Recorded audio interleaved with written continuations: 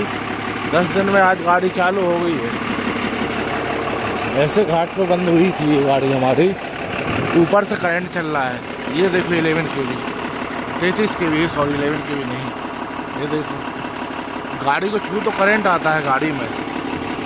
बहुत खतरनाक जगह गाड़ी हमारी ब्रेक डाउन हुई थी।